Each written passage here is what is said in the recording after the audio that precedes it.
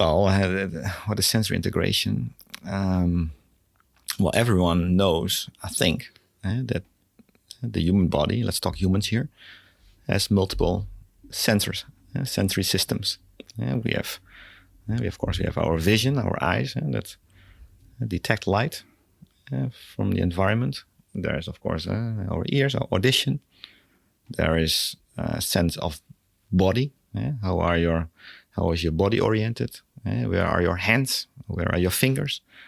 That's proprioception or somatosensations. You feel touch on the body. And the brain uses all these different sensory signals in order to infer the state of the body. So how is your body? What about your body? How do I perceive my body? And how is this body oriented, organized within the world? And so the brain builds up a percept based on all that sensory information. And that process is called sensory integration. So different sensory modalities need to be combined. Integration is a kind of combination. And one of the questions then is, how is this combination, this integration of sensory systems, information from different sensory systems, being done? Because let me give you an example. I can see a bird in a tree, but I can also hear it. So how do I build up that percept of that bird there in the tree? Is that because I see it, or because I hear it, or do I combine different sensory inflows? And apparently, if you think about the human body, the human brain, the brain picks up multiple sensory cues in order to come up to a percept of that little bird there.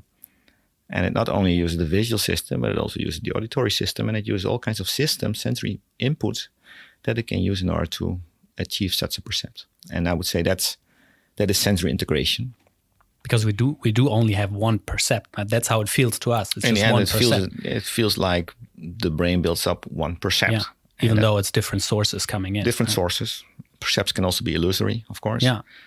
But apparently it seems that we have some integrated percept that is seamless, is not interrupted. If there's an interruption in our sensory inflows, so now and then you feel that. But that process is sensory integration. And another complexity to that process is, of course, that the brain needs to take into account that the information that it achieves through the sensory system is not all equally reliable. Mm-hmm. Some information might be a bit more reliable than other information. And so then the question is, does the brain take that difference into account?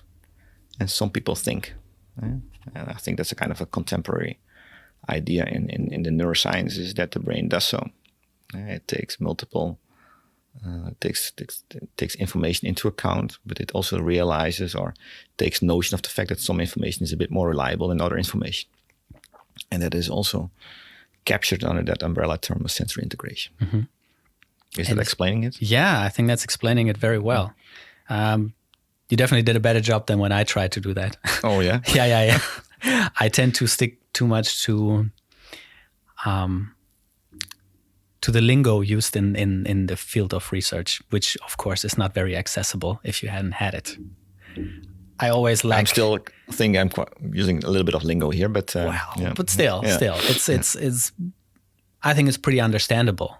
It's. I mean, specifically the example you gave. You have when it comes to localization, let's say, just with the auditory system you have there, where you know, or at least have a feeling where something should be located. When you close your eyes, you can do this, but of course, your visual system tells you as well where something is located.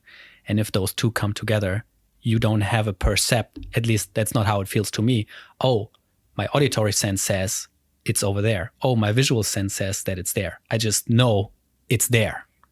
Yeah, well, of course, you can do experiments in which you try to put a discrepancy between these two cues, and then you can see what does the brain, where does the brain go with? Does it go with the visual? Does it go with the auditory? And does that depend on the reliability of that information? And that's all that falls under this topic of sensory integration. And what type of sense can you mess with those two systems? I mean, it doesn't have to be these two systems, just any two systems that are supposed to give a very similar source of information for a percept. Yeah. So And of course, you can mess around with that if you wish. Of course, you can control this experimentally. But also in the real world, the brain needs to take into account and that not all the information that arrives in the brain is equally precise. Yeah. And it's like the classical example that you can find in the literature, and that I also tell students a lot, is that if you have 2 thermometers and you want to record the temperature, and so you take your one thermometer, and it's not a very precise thermometer. So let's say it measures the temperature within 5 degrees Celsius. So you put it outside your window, and what are we now? We are in February, so it tells you it's about 6 degrees. Yeah. Mm-hmm. Then you take the other thermometer, and you also know it's a bit better thermometer. It tells you the temperature within 2 degrees. And so you also put it outside, and it tells you it's 10 degrees. Yeah. And then I ask you, now you have 2 measurements. What's the temperature? Well, if you work like the brain, you would say, well, let's not throw out information because I have 2 samples from 2 thermometers.